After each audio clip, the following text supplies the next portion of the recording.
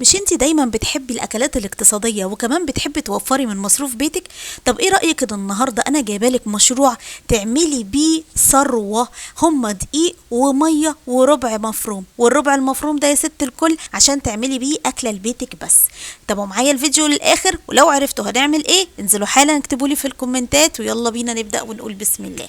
4 كوبايات دقيق، عليهم نص كوباية من النشا، عليهم رشة بسيطة من الملح، كمان معانا كده جنبنا كوباية من المية. بتفضلي تزودي مية تزودي مية لحد لما العجينة بتاعتك تلم خالص. ولنجاح عجينة بتاعتنا النهاردة ما بتبقاش ملزقة خالص يا جماعة، يعني لازم بصي تفك من ايديكي وفي نفس الوقت تبقى معاكي طرية ولينة.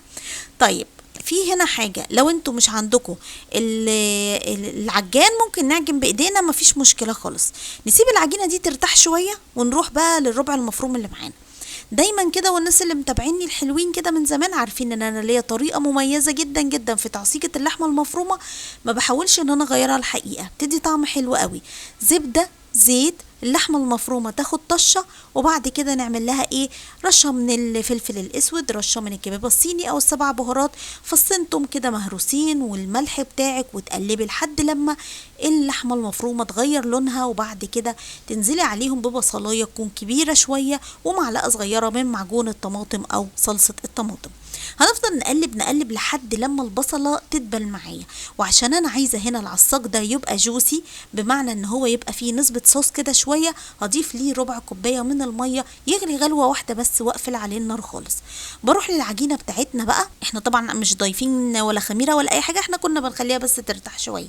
هنروح عاملينها على شكل اسطواني. في الوقت دوت احنا هنقسم العجينة بتاعتنا لكور. تقدروا هنا تقسموا بالمقاسات اللي انتوا حابينها. انا هنا عملت مقاسات تكون متوسطة شوية وما حبيتش ان انا اكبر. هتاخدي واحدة واحدة كده وتعمليها زي الكورة، وتبتدي ان انت ايه، تقعدي تكوريها كده لحد لما تبقى معاكي بالشكل ده. بعد كده هخلص الكمية كلها، وما شاء الله كمية معانا بقت حلوة جدا جدا وكمية وفيرة. هسيبها ترتاح كمان 5 دقايق، وتعالوا نشوف الخطوة اللي بعد كده ايه. عايزة اقولك ان فعلا فكرة النهاردة تنفع مشروع مربح جدا جدا. لو انت بتحبي المشاريع اللي هي اللي بتتعمل في البيت دي، تكسبي منه ذهب. يعني اللي احنا بنعمله النهارده دوت بيكسب ذهب. عايزاكم تنزلوا بقى دلوقتي حالا حالا تقولوا لي احنا النهارده بنعمل ايه. بصي بقى، هتجيبي رشه من الدقيق، وتفضلي بقى تجيبي ايه، كوره كوره تفرديها. وبعدين علشان اسهل عليا الوقت بعمل 2 مع بعض في نفس الوقت. بس عشان تعملي 2 مع بعض لازم بين كل طبقه وطبقه دقيق وتفردي. وبعدين ايه، تروحي شايلاهم من بعض كده مفرغاها، وبعدين تروحي ضايفه دقيق تاني وتفردي تفردي تفردي. ولازم ترققي. عارفه انت بترققي ليه؟ عشان احنا النهارده بنعمل رقاق. كل سنه وانتم طيبين. هنعمل رقاق في البيت لان سعره بره بقى خيالي، فانا النهارده قررت ان احنا هنعمله في البيت. بعد ما بخلص الكميه كلها، طبعا بين كل راق وراق، بين كل واحده وواحده بتضيفي دقيق. طريقه التسويه ركزي معايا. بتجيبي طاسه او صينيه عندك تسخنيها كويس جدا جدا. بعد كده تروحي نازله بايه، بالرقاق، وبعدين تخلي النار متوسطه مش على الهادي، لا انا عايزاها متوسطه، وايدك فيه تفضلي تقلبي تقلبي تقلبي. هتلاقيه ايه، بيطلع فقاقيع كده، ولونه اول لما ياخد اللون ده تعرفي ان انت كده تمام. ترفعيه من على النار، تسيبيه بس في الهوا كده شويه، قولوا مثلا ايه، ساعه ولا حاجه. والله وهتشوفي القرمشه دلوقتي وهو بيتكسر معايا قدام عينيكوا، صوت وصوره. شايفين عامل ازاي؟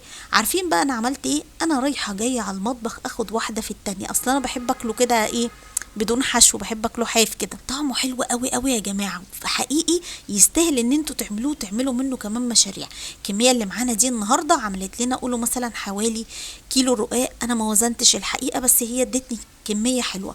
تعالوا بقى ايه، نشوف وصفتنا النهاردة ديت نكملها عشان تنجح معانا اكتر ونعمل صينية الرقاق. الرقاق دايما بيحب ان انت يبقى عندك مرقة حلوة، يعني شوربة، إيه، لحمة، بط، فراخ بلدي. لو ما عندكيش اي مرقة من اللي انا قلت عليهم دول، تقدري ان انت تعملي مرقة ماجي. يعني تجيبي ماجي مع بصلاية مع شوية بقى بهارات عطرية، إيه، وتروحي ايه غليهم غلوتين على النار، معلقة سمنة كده كبيرة، وتضيفي الاول فيه المرقة. ولازم المرقة هنا تبقى سخنة جدا جدا بتغلي.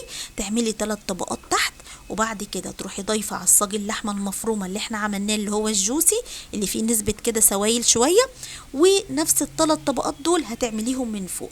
انا مش عايزاكي تقلقي لما بضغط كده ويتكسر معايا، لان انت دلوقتي حالا هتشوفي النتيجه في الاخر عامله ازاي. بعد كده بروح اجيب ربع كوبايه من المرقه دي واسقسق بيه الاطراف بتاعتنا واضغط عليها، بحيث كده وانتي بتضغطي لازم يبقى طري معاكي. التسويه بتاعتنا انا مش هدخله الفرن خالص، التسويه هتكون من فوق البوتاجاز على نار عاليه في الاول، وبعدين اخليها متوسطه بالاستمرار مع التقليب، وتفضلي تلفي في الصينيه تلفي في الصينيه كده. وبعد 15 دقيقه يكون معاكي طبق تاني فيه زيت، وبعدين تروحي قلبه ودهنه كده الصينيه برضو سمنة، وتنزلي وتعملي نفس الخطوات تاني. شايفين الشكل طلع ازاي؟ حاجة كده رائعة يا جماعة. تعملي نفس الخطوات تاني 15 دقيقة، ولازم تقلبي في الصينية.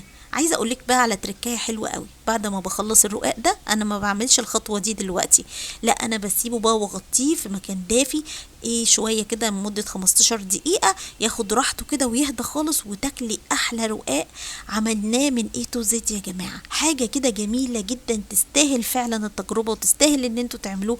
انا كده خلصت فيديو النهاردة. لو عجبكم المحتوى دوت يا ريت تدعموني بلايك كتير وشير كتير، بستنى كومنتاتكم الحلوة، بحبكم جدا جدا. اشوفكم بكرة ان شاء الله في فيديو جديد مع مطبخ نشوى، والسلام عليكم ورحمة الله وبركاته.